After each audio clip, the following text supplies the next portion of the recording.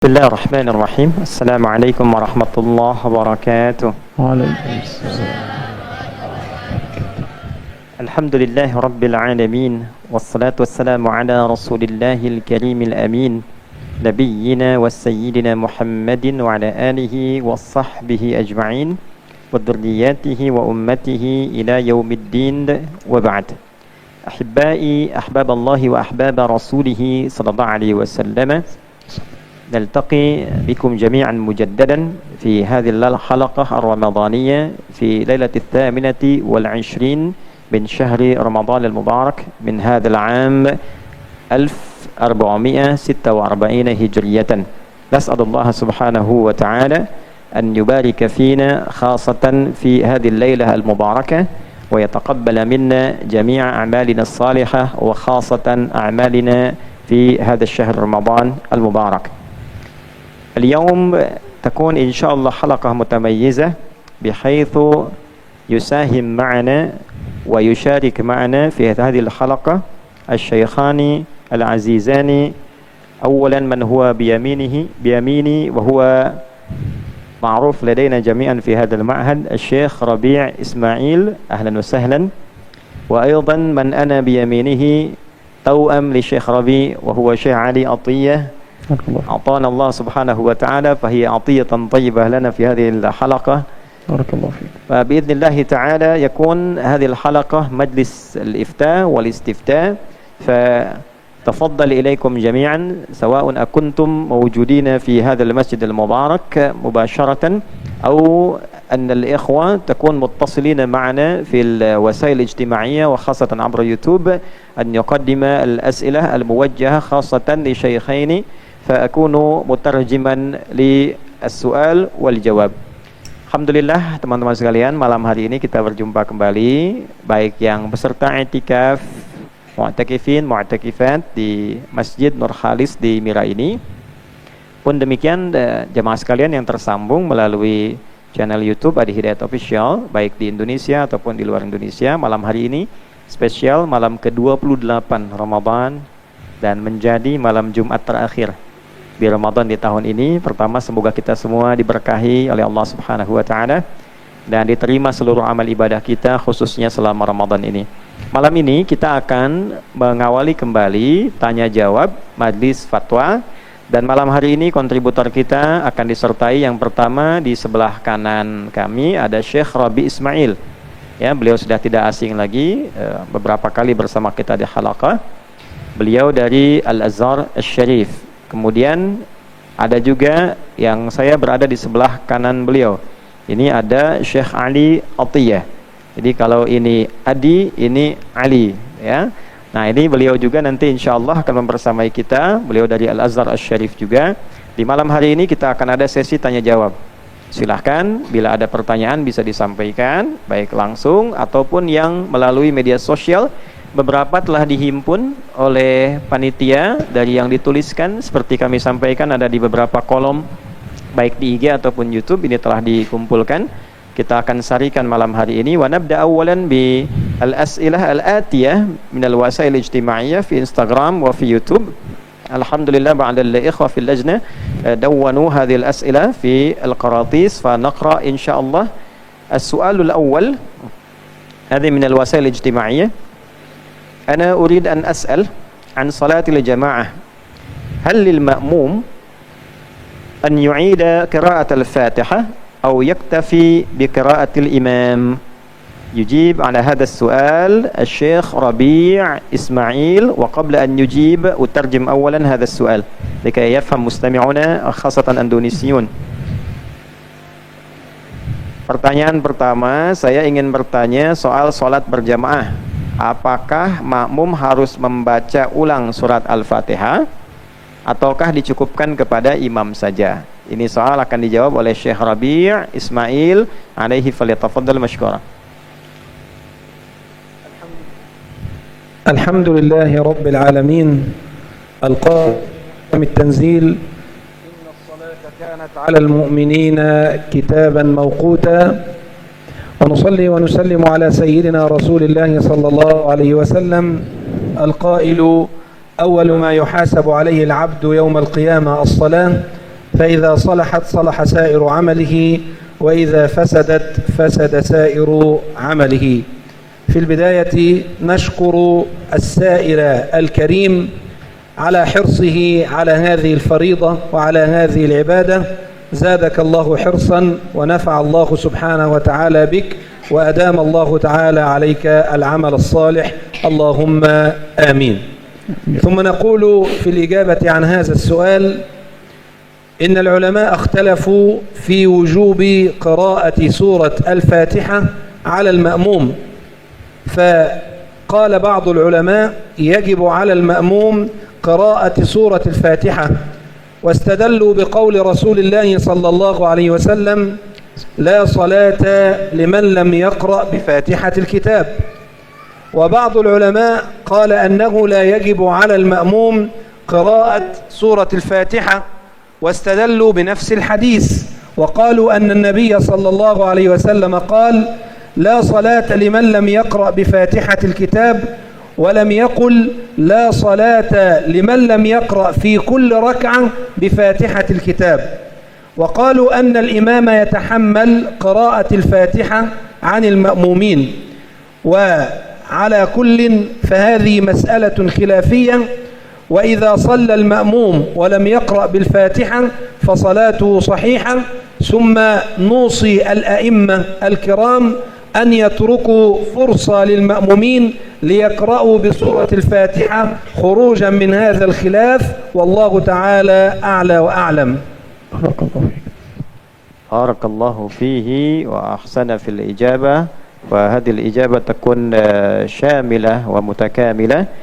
Beliau yang pertama setelah menyapa kita semua bersalawat pada Nabi sallallahu alaihi wasallam, sebelumnya memuji Allah Subhanahu wa taala. Lantas ini ciri khas ya dari Al-Azhar, itu selalu membuka dengan pendahuluan dulu.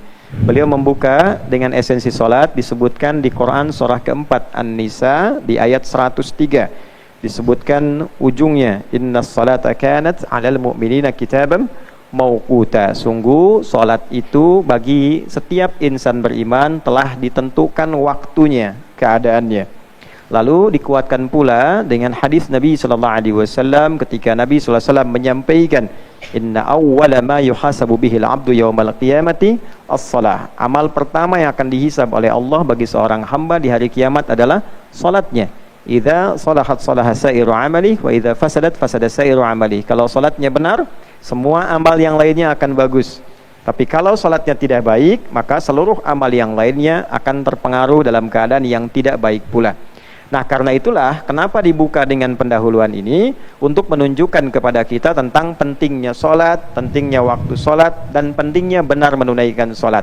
Di antara benarnya menunaikan salat itu adalah terkait dengan salah satu rukunnya, yaitu bacaan surah Al-Fatihah. Nah, dalam membaca Al-Fatihah ini, beliau pertama mengucapkan terima kasih dulu kepada penanya tadi dan mendoakan bahwa mudah-mudahan yang menanyakan persoalan ini senantiasa dijaga oleh Allah Subhanahu wa taala dalam keberkahan dan amal soleh. Karena pertanyaan ini menunjukkan bahwa yang bersangkutan sangat menjaga tentang hukum dan keadaan salat, sehingga ingin bertanya tentang apa yang diutarakan ini.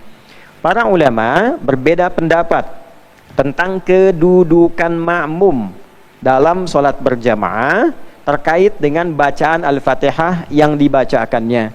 Apakah ia harus membaca kembali bacaan yang dibacakan oleh imam, ataukah dicukupkan pada bacaan imam tanpa harus membaca kembali? Dua-duanya mengacu pada satu dalil yang utama, yaitu sabda Nabi sallallahu alaihi wasallam, la salata liman lam yaqra bi Fatihatil Kitab. La salata, tidak ada salat Al-Fatihah, tidak membaca Al-Fatihah. Maka pendapat yang pertama mengatakan, mengacu pada hadis ini, pemahaman yang pertama tetap makmum harus membaca Al-Fatihah. Karena didasarkan pada hadis ini sifatnya umum, siapapun yang salat tidak membaca Al-Fatihah maka tidak bernilai salatnya. Maka pendapat yang pertama tetap makmum harus baca. Kemudian yang kedua juga mengacu pada hadis ini, berpendapat bahwa pemahaman hadis ini bisa cukup, karena Nabi tidak mengatakan orang liman lam yaqra Fatihatul Kitab likulli rak'atin, tidak dinilai salatnya bagi orang yang tidak membaca Al-Fatihah setiap rakaat. Artinya apa? Kalaupun dicukupkan kepada imam tuh nggak ada masalah. Ya, apalagi ada hadis lain yang mengatakan bahwa innama ju'ilal imamu liyutamma bihi fa qira'atul imam qira'atul ma'mum. Imam itu dijadikan untuk diikuti, maka bacaannya imam sudah mencakup bacaannya makmum. Nah, maka dari dua hal ini tidak ada masalah. Kalaupun kemudian ada yang ikut bacaan imam sehingga tak sempat bacanya, itu sah salatnya. Kalaupun ingin diikuti imam, sah. Nah, untuk keluar dari persoalan ini supaya mudah, ambil jalur tengah. Wasatiyah, ambil tengah-tengah. Kata beliau tadi, makhrajnya adalah imam beri kesempatan pada makmum untuk baca. Jadi setelah imam menyempurnakan waladdallin, berhenti dulu sejenak. Ya, misalnya beberapa waktu berikan makmum kesempatan baca, lalu makmumnya membaca. Setelah itu kemudian paling secukupnya 3 ayat kata para ulama. Secukupnya sampai pada Ar-Rahmanir-Rahim. Dari Bismillahirrahmanirrahim, Alhamdulillahirrabbilalamin, Ar-Rahmanir-Rahim. Karena ayat yang terpendek dalam Al-Quran itu suratnya surat Al-Kautsar, 3 ayat. Jadi kalau sudah 3 ayat dipandang cukup. Jadi keluar dari khilaf, silahkan beri kesempatan bagi makmum untuk baca, maka itu yang terbaik untuk dilakukan. Wallahu ta'ala alam bissawab, wa barakallahu li Syekh Rabi' Ismail ala hadhihi al-ijabah al-mufidah. Paham ya? Mengerti? طيب هناك شيء بسيط. تفضل. الشيخ علي يريد أن يضيف على ذلك. تفضل شيخنا. بعد إذن الدكتور رابع طبعا. الحمد لله والصلاة والسلام على سيدنا ومولانا رسول الله وبعد. قراءة الفاتحة كما قال العلماء فرض من الفروض لمن يقدر على الإتيان بها. فإذا لم يقدر الإنسان على الإتيان بها إما أن يقف وأن يقرأ 7 آيات، وإما أن يسبح بمقدار الفاتحة، وإما أن يقف صامتا خلف الإمام إذا كان لا يقدر على القراءة. وهناك حديث عن أبي هريرة أن النبي صلى الله عليه وسلم قال من لم يقرأ بفاتحة الكتاب كانت عليه، أو كما قال صلى الله عليه وسلم، كانت عليه خداج 3 مرات غير تامات، ناقصات غير تامات. فقالوا يا أبا هريرة، وهذا هو الشاهد، إنا نكون خلف الإمام. قال فاقرأ بها في نفسك. هذا لكي لا يتكاسل الناس عن أداء هذه السورة العظيمة التي تحمل معاني القرآن. هذا باختلاف بين العلماء في قراءة الفاتحة كما وضح أخي وحبيبي الدكتور ربيع، ولكن هناك شيء مهم، وهو أنني لا بد وأن أتعلم الفاتحة وأن أقرأ الفاتحة قراءة صحيحة، لأنه لا تصح الصلاة بدونها. الله يبارك فيكم على هذه الإضافة al-mufidah, al-mutakas. Berada di belakang imam menjadi makmum, maka ada tambahan dari beliau tadi. Yang terpenting adalah satu, bagaimana kita bila memahami mesti membaca bisa mendapatkan alternatif-alternatif. Jika tidak mampu mengejar bacaan imam tadi dengan mengikuti di belakangnya, misalnya imam membacakan ayat pertama, misal Bismillahirrahmanirrahim, ada jeda kita ikuti. Alhamdulillahirrabbilalamin, ada jeda kita ikuti. Kalaupun tak tersambung untuk mengikuti ini, maka kita bisa teruskan dengan dalam hati diikutkannya. Atau kemudian kita membacakan misalnya yang semakna dengan itu dalam konteks bertasbih, atau dalam konteks yang bisa kita kejar untuk bisa mengikuti bacaannya imam. Dalam konteks ini tetap ya, tadi dilakukan, bisa ngambil jedanya mengikuti itu dalam hati kita. Nah, yang paling ditekankan adalah orang yang sengaja meninggalkan Al-Fatihah, sengaja tidak ingin baca. Maka diingatkan dalam salah satu hadis Nabi SAW, diriwayatkan oleh sahabat mulia Abdurrahman bin Sahar yang kunyahnya Abu Hurairah radhiyallahu taala anhu, dari Nabi SAW, bahwa siapapun yang sengaja meninggalkan Al-Fatihah disebut oleh Nabi fahuwa khidajun 3 kali. Itu seperti ya, jadi kalau pencuri itu tahu nggak? Pencuri itu kalau selesai hajatnya langsung lari itu. Ya, jadi seakan-akan ingin cukup menunaikan sholat saja, setelah itu langsung selesai, ya, langsung pengen pergi saking ingin nyamannya. Jadi itu yang ditekankan oleh beliau. Beliau mendukung pendapat Syekh Rabi tadi dan memberikan alternatif kelengkapan. Kalaupun nggak ngejar imamnya nggak ngasih waktu, sertakan dalam hati dengan cepat. Jelas sampai sini ya? Baik, saya kira أظن واضح إن شاء الله. ننتقل إلى السؤال الثاني. Kita masuk ke soal kedua dulu ya, pertanyaan kedua dari sini. Setelah ini nanti kita buka untuk teman-teman yang ada di sini. Manakah yang lebih baik untuk wanita sholat berjamaah di masjid atau di rumah? Nah, silahkan Syekh. Terjemahkan dulu ya. Terjemah awalan. Ayyumal afdal lin nisa an yusallina jama'atan fil masjid أو يصلين وأن يكون لك عهد عند الله تبارك وتعالى. ففي المتفق عليه من حديث عبادة ابن الصامت أن النبي صلى الله عليه وسلم قال 5 صلوات افترضهن الله على عباده فمن أداهن بحقهن وأتم ركوعهن وسجودهن كان له عند الله عهد أن يدخله الجنة ومن لم يأت بهن ليس له عند الله عهد إن شاء عذبه وإن شاء غفر له.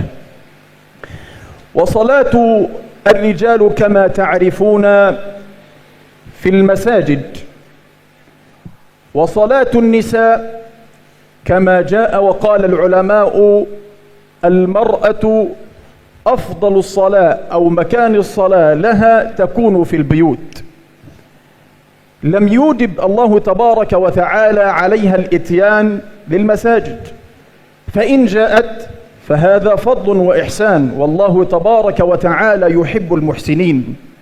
فإن النساء على عهد النبي صلى الله عليه وسلم ذهبوا إلى حضرة النبي وقالوا يا رسول الله غلبنا عليك الرجال فاجعل لنا منك يوما، فجعل النبي صلى الله عليه وسلم لهن يوما. وكان النبي صلى الله عليه وسلم يراهم في المسجد وهم يصلون ولم ينهاهم عن الإتيان إلى المساجد. ودخل ذات مرة فوجد حبلا ممدودا بين ساريتين أي عمودين من عمدان المسجد، فقال لمن هذا الحبل؟ قالوا لزينب يا رسول الله، إذا فطرت أي إذا تعبت تعلقت به. قال حلوه وليصلي أحدكم نشاطه. وكانت النساء يأتين بالأطفال، ومع هذا لم ينهاهم النبي صلى الله عليه وسلم عن الإتيان.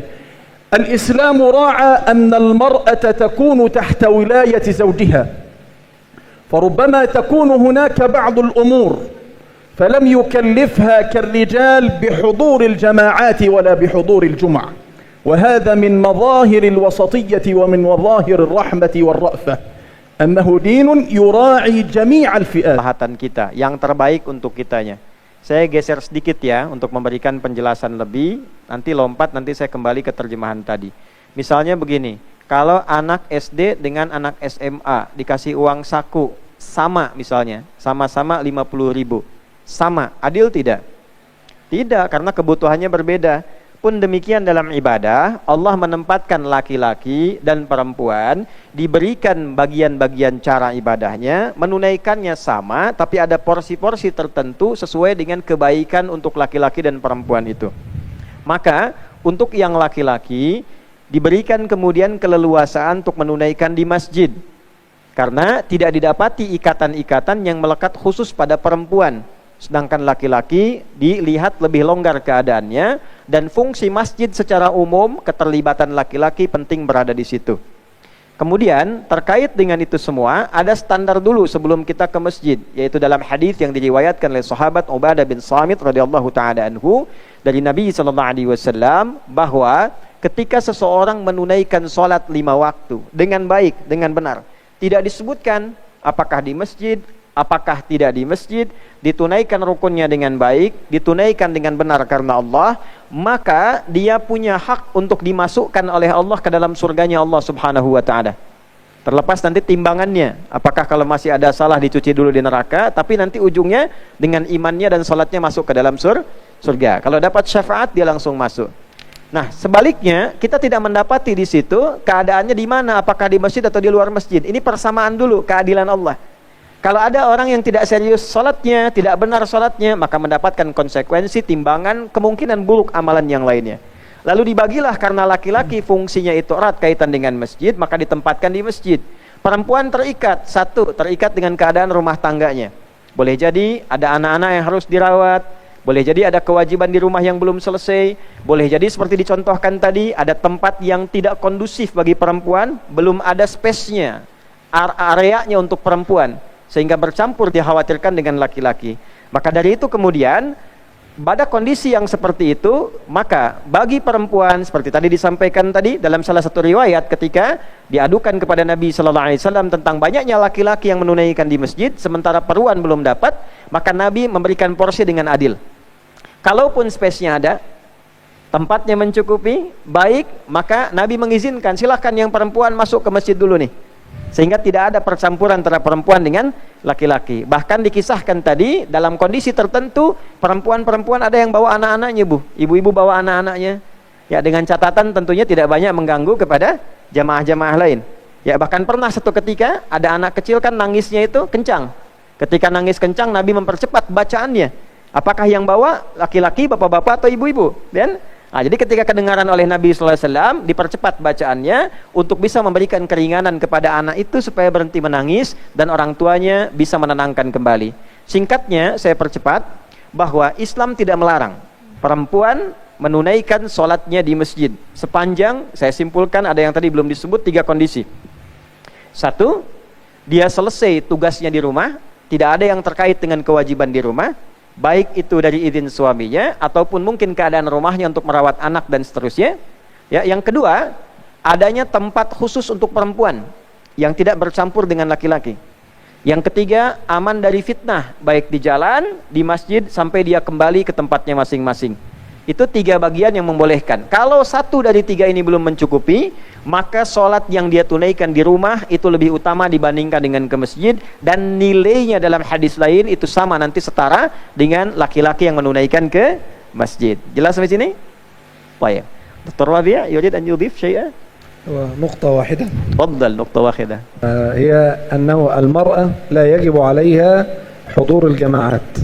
المرأة إذا صلت في المسجد تأخذ ثواب الجماعة دون أن تحضر، لأنها غير واجب عليها أن تحضر في المسجد.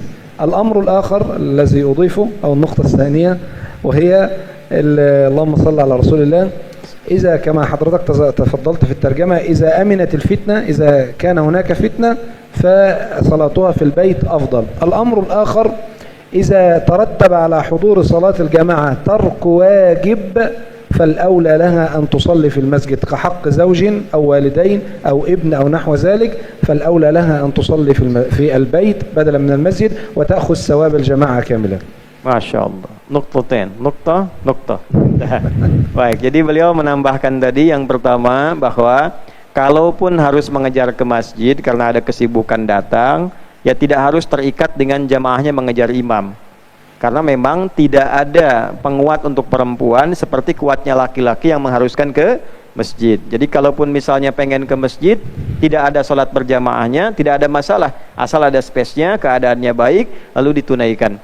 Kemudian yang kedua, seperti sesungguhnya pernah tadi saya terjemahkan sebelumnya, aman dari fitnah dan telah diselesaikan seluruh keperluan di rumah tangganya. Saya kira jelas ya. Adhunnu wadih soal insyaallah. وصية للأزواج لا يأخذوا هذه الإجابة ويمنعوا أزواجهم من المساجد بحجة أننا لي حق فلا تذهبي إلى المسجد. Dan pesan untuk para laki-laki yang telah menikah, yang single, yang jomblo, sebentar dulu ya. Ini untuk yang telah menikah dulu. Dan tidak dibenarkan juga para suami-suami mengekang istrinya supaya tidak ke masjid. Kalau memang ada kelonggaran, kenyamanan atau bisa ditunaikan bersama-sama ke masjid, maka itu akan lebih baik. Khas bil mutazawwijin. Amal a'zab wa tawakkal 'ala Allah. طيب الآن نأتي السؤال والجواب من المعتكفين والمعتكفات الحاضرين والحاضرات في هذا المسجد. نعطي الفرصة للإخوة. تفضل مشكورا. Sekarang yang ada di masjid ini yang mau tanya, boleh silakan. Ya, dari belakang, tengah, silakan. Muhammad Hamilul Quran. Sudah disebut namanya ya. Ya, sebutkan nama. محمد فيه شبه كبير من ابن معاذ في الشكل. الله يبارك فيك. تفضل. Nama saya Muhammad Amil Qurani. Pertanyaan saya, bagaimana cara kita mengetahui bahwa mimpi yang kita alami itu mimpi dari Allah Subhanahu wa Ta'ala atau bukan? Masya Allah. Mimpi apa sebetulnya? Kalau mimpi lihat Pak Udin itu bukan itu ya. Mohon maaf pemirsa, Pak Udin yang di sini maksudnya ya, bukan Pak Udin yang lain-lain. As-su'al min at-talib Muhammad Hamilul Quran, kaifa na'rif anna ru'ya التي رأيناها في المنام هي من عند الله سبحانه وتعالى. أحيانا نحن رأينا أو نرى رؤية في المنام، وكيف نحن نعرف هناك طريقة وهناك علامات أن هذه الرؤية من الله سبحانه وتعالى أو من وسوس الشياطين أو هي مجرد ملخص من أعمالنا قبل النوم. تفضل يجيب على ذلك. نبدأ من شيخ علي عطية، تفضل. بسم الله والحمد لله والصلاة والسلام على رسول الله، وبعد. الرؤيا تكون من الله تبارك وتعالى بخلاف الحلم أو الحلم يكون من الشيطان. حلم. وقد سطر الإمام البخاري في كتاب بدء الوحي حديثا عن أم المؤمنين عائشة قالت: أول ما بدأ به رسول الله صلى الله عليه وسلم من الوحي الرؤيا الصالحة. وقال النبي صلى الله عليه وسلم: لم يبقى من النبوة إلا الرؤيا الصالحة يراها الإنسان المسلم أو ترى له. فالرؤيا هي جزء أو بقية من بقايا النبوة. كيف يعرف الإنسان أنها تكون من الله أو أنها من الشيطان؟ أولا ننظر إلى حال الإنسان، يعرف إذا كان يعرف فيه الصلاح أو يعرف فيه الطلاح. فإذا كان صالحا سيرى رؤيا صالحة، وكما عبر بعض المشايخ ذات مرة، هقولها بالعامية المصرية، يقول لك اللي ينام متوضي صلي العشاء ويكون طائع لله تبارك وتعالى وقرأ القرآن سيرى أشياء جميلة، بخلاف من لم يصلي ولم يقرأ ولم يتوضأ. جميل. أنا يشوف عفريت زليخة، يشوف عفريت بالليل. فهذه مسألة. أولا حالك وصلاحك. رأى عزيز مصر رؤيا كان بسببها حفظ الطعام لمصر ولمن حولها. الصلاح. الرؤيا هي رسائل من الله تبارك وتعالى، ربما تراها في حالك وتكون سببا لذلك. ولذلك علم النبي صلى الله عليه وسلم الصحابة الاستخارة في جميع أمورهم. ومن دلائل أو من علامات الاستخارة أنه ربما يرى بعض الرؤيا الصالحة تكون سببا في تثبيت بعض الأمور. يبقى أولا الصلاح والعلاقة بينك وبين الله تبارك وتعالى. كذلك هناك دلائل.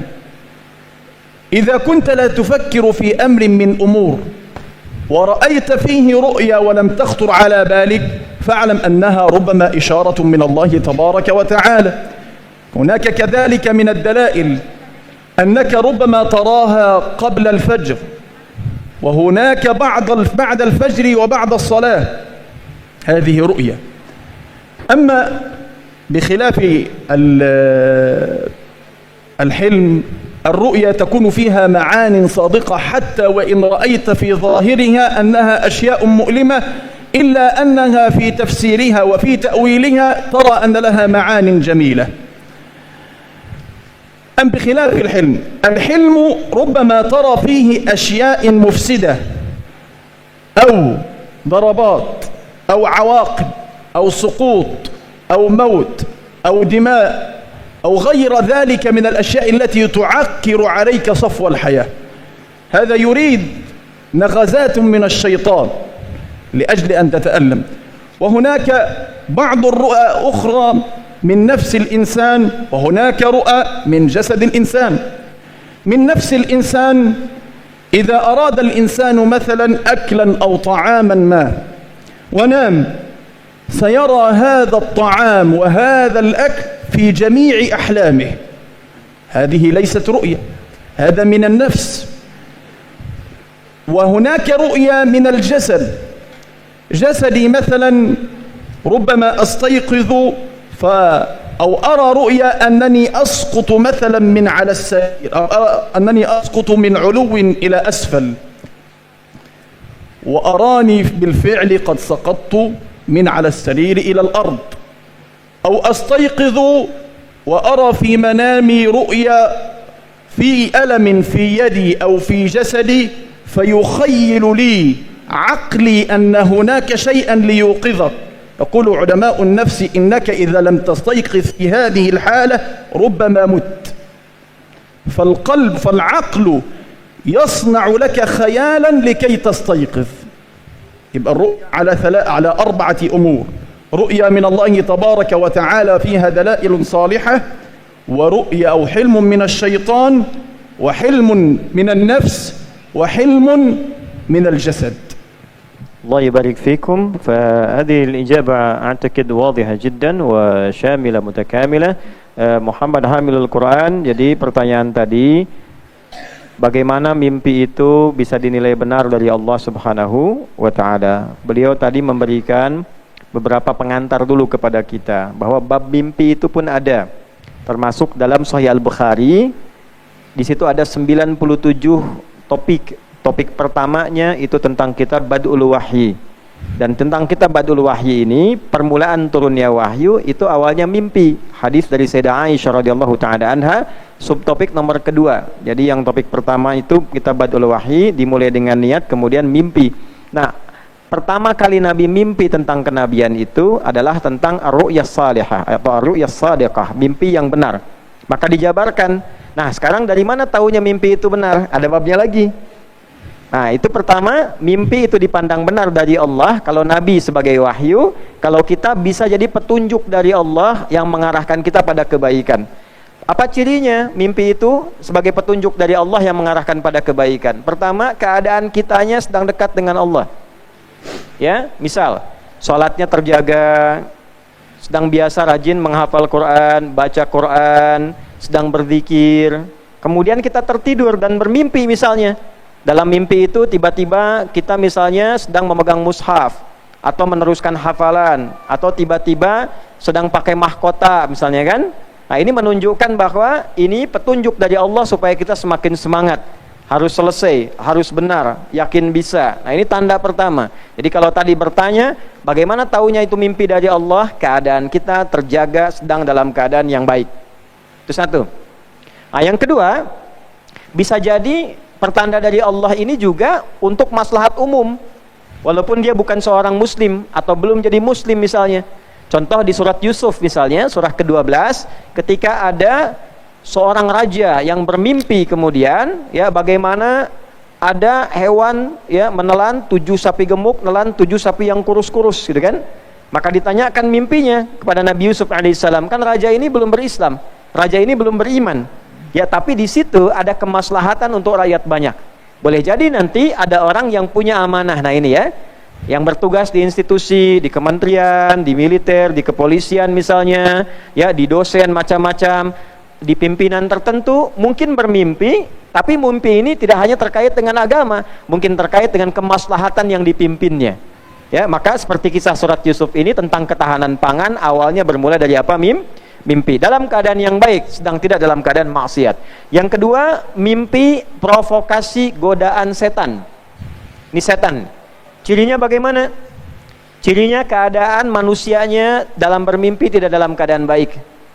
Ya, misal tidak senang berwudu, jarang menunaikan sholat, senang maksiat, tiba-tiba mimpi nggak enak. Ya, atau muslim, ya tapi misalnya lupa wudu sebelum tidur. Ya, atau terbiasa wudu, lupa nggak wudu, lupa nggak baca ayat-ayat Quran, tiba-tiba mimpi, ya misalnya maaf ya, mimpinya yang nggak enak, bisa lihat darah misalnya, tuh kan, lihat kuntilanak botak ketawa-ketawa misalnya ya, ompong lagi misal gitu ya. Nah, kemudian itu pasti setan itu, ya, itu pasti setan. Yang ketiga, itu mimpi yang bersumber dari keadaan hati. Keadaan hati. Jadi hatinya mikirkan sesuatu, misal begini, sebelum tidur mikirkan duren. Ya, qabla an yanam yufakiran durian. Ya. No. Oh, durian. Beliau ini nggak cocok durian, ya. Kita aja nggak apa-apa, gitu ya. Mikirkan tentang durian, tiba-tiba dia nggak makan, ketiduran. Pas tidur itu mimpinya lihat durian. Nah ya, kalau itu mimpi keadaan dari hati. Mimpi keadaan dari apa?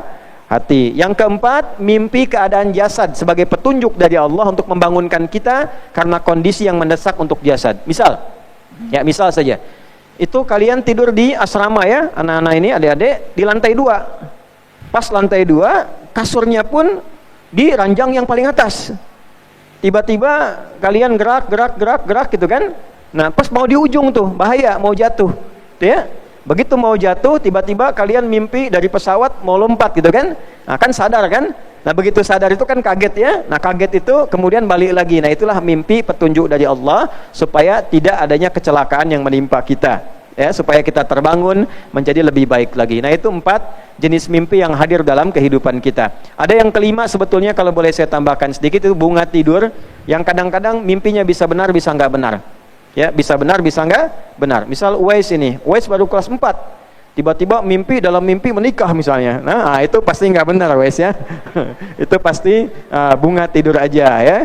Nah, kalau mimpinya naik kelas, ujian, nah itu tambahan karena sedang mikirkan, tiba-tiba hadir ke situ. Itu kurang lebih 4 jenis mimpi. 4 arba'ah anwa' minar ru'ya. 4 ya. 1, 2, 3, 4. في زيادة؟ إضافة يكفي. طيب أظن واضح جدا الإجابة من شيخ علي عطية. فبارك الله فيه. أحسن الله إليكم وأحسنتم في الإجابة. بارك الله فيك. بارك الله فيكم. وسؤال تالي، ننتقل أولا إلى وسائل اجتماعية. Apa hukumnya laki-laki yang meninggalkan sholat Jumat 3 kali berkali-kali? Ini gimana ini ya? Kaifa hada? Ma hukm ar-rajul al-muslim alladhi taraka al-jum'ah 3 marrat mutawaliyah mustamirrah? Tfaddal Syekh Rabi' Ismail.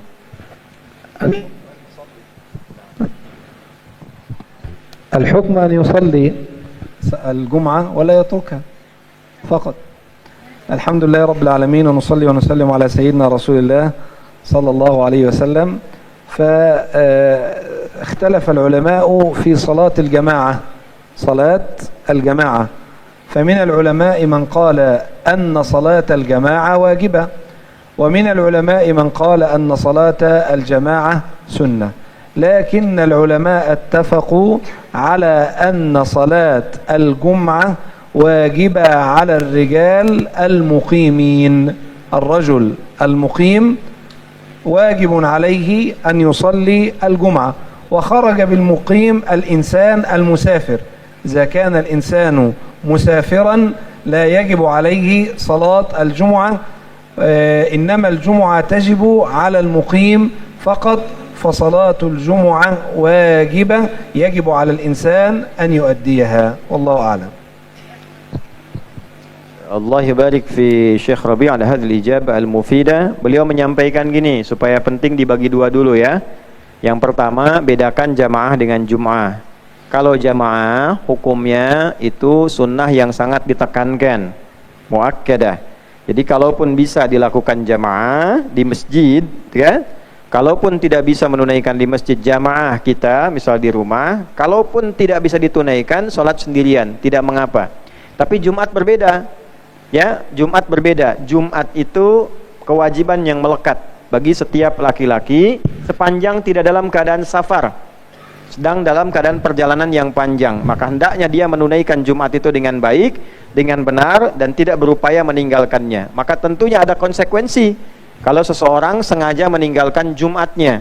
Ini saya tambahkan sedikit, kalau ada seseorang sengaja meninggalkan Jumat, hukumnya dia berdosa. Kalau 3 kali berturut-turut, maka ada riwayat juga yang menyebutkan bahwa Allah Subhanahu wa ta'ala menangguhkan atau bahkan tidak menerima amalnya selama 40. 40-nya nggak disebutkan. Apakah 40 hari, apakah 40 bulan, apakah 40 tahun. Nah, dalam keadaan ini memahami hadisnya begini, berarti meninggalkan Jumat dengan sengaja itu termasuk pelanggaran berat. Ya, termasuk pelanggaran apa? Berat. Maka di sini bagi yang misalnya pernah punya pengalaman demikian, bagaimana mengobatinya Ustadz? Maka yang pertama itu bertobat kepada Allah. Idan ma hukmu tarikil jum'ah thalatha marat mutawaliyah atau mutawasilah atau mustamirah, wa hukmuhu an yatuba ila Allah subhanahu wa ta'ala awalan. Jadi hukumnya dia bertaubat dulu ya kepada Allah subhanahu wa ta'ala, baru kemudian memohon supaya dia bisa kembali dengan baik. Syekh Ali, fadal, tudif syai'an. اليوم هذا السؤال يعني سؤال جميل، بارك الله في السائل. عبارة قرأتها في اليوم الأول الذي دخلت فيه كلية أصول الدين، مكتوب فيها: نحن دعاة ولسنا قضاة، يعني لا نحكم على أحد، الأحكام معلومة، ومن يريد أن يتعلم أولا قبل أن يتكلم. هذا أمر. من ترك الجمعة ل3 جمع إذا كان جاحدا لفرضيتها غير مؤمن بها على الإطلاق فحكمه معلوم، وأما إذا كان متكاسلا لا داعي إلى أن أصدر حكما عليه، ولا داعي إلى أن أقول له وأشدد عليه، كما قال لبعض الدعاة وهو شيخ الدعاة وأديب الدعاة فضيلة الشيخ محمد الغزالي، قالوا له: ما حكم تارك الصلاة؟ قال: أن تأخذه معك إلى المسجد، لا أن تتركه، لا تصدر حكما على أحد. هذا أمر.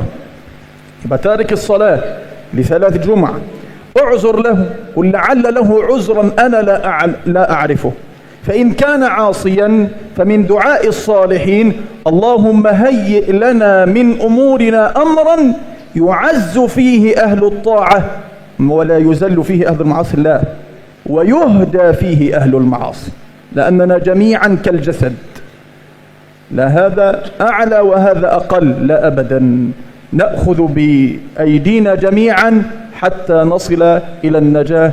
هذا والله أعلى وأعلم. Allah barik fiik, ahsant fil ijabah. Beliau menambahkan bahwa ada hal yang penting saat pertama kali saya menemukan satu ibarat, satu ungkapan bahwa terkadang ini penting sekali, mengajak itu lebih penting daripada menghukumi. Oleh karena itu dalam satu kondisi mempelajari itu lebih baik dibandingkan dengan mengomentari. Ya, jadi kalau ada kejadian akan lebih bagus kita pelajari dulu sebelum kita komentari. Nah, apa yang terkait dengan Jumat ini yang ditinggalkan, coba dicek dulu. Ada petunjuk baik yang pertama dari Al-Imam Al-Ghazali ketika beliau mengatakan dan ditanya bagaimana hukum orang yang meninggalkan sholat, maka bijak sekali beliau mengatakan hukumnya ajak dia supaya sholat. Ajak dia supaya sholat. Jadi mengutamakan hukum dakwah sebelum hukum fikih terlebih dahulu. Maka terkait dengan ini dibagi babnya lagi, apakah meninggalkan Jumat karena dia malas, apakah karena ada kesibukan yang lain, ataukah sengaja karena maksiat. Maka kesimpulannya tuntun ia supaya kembali mau Jumatan, alih-alih memvonis dia sehingga dia menyimpulkan ya sudah, kalau begitu saya nggak usah sholat saja kemudian, ya. Jadi yang pertama diberikan motivasi, minimal didoakan dulu, diajak untuk menunaikan Jumat. Kalau dia sebelumnya rajin sholat, benar kemudian ditinggalkan, maka minimal doakan supaya dia mau bertobat, diajak kemudian menunaikan sholat, digandeng tangannya, dan semoga dengan itu diridhai oleh Allah Subhanahu wa Ta'ala. Baik, dari sini pertanyaan terakhir ada? Ya, silakan Azam. هذا اسمه علي. اسمه علي، عزام علي. نعم نعم معي في الحلقة. Kenalkan dulu namanya siapa? Azam Ali Baswara. Baik. Bismillah, assalamualaikum warahmatullahi wabarakatuh. Waalaikumsalam warahmatullahi wabarakatuh. Nama saya Azam Ali Baswara. Saya berasal dari Bandar Lampung. Mohon izin bertanya Pak Ustadz.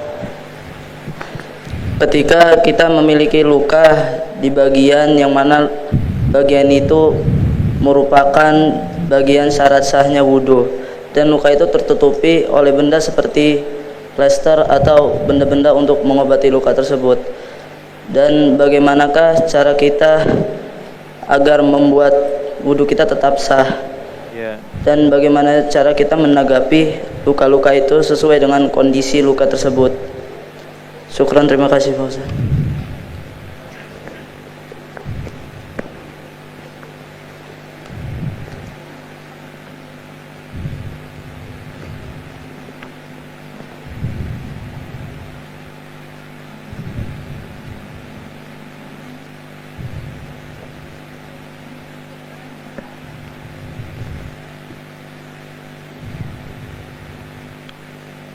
Inna lillahi wa inna ilaihi rajiun.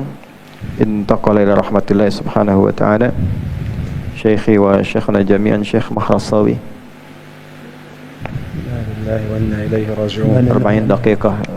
الدكتور محرصوي صحيح هذا؟ إنا لله وإنا إليه راجعون. صحيح؟ إنا لله وإنا إليه راجعون.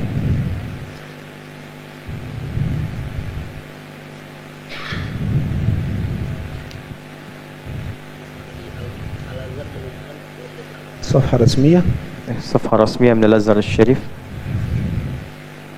صحيح؟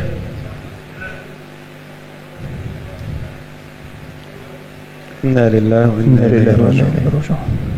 إنا لله وإنا إليه راجعون. Naktafi bihadzal qadar. Nanti pertanyaan dijawab kemudian ya.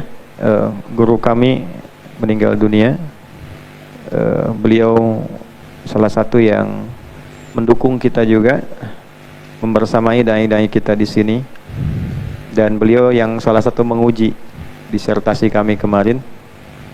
Wa huwa aziz alayya Syekh Mahrasawi, kana munakish fi doktorah, wal an حقيقة هو يشرف أبنائنا في الأكاديمية في هذه الفترة الرمضانية في الأكاديمية ليعودوا إلى إندونيسيا دعاة.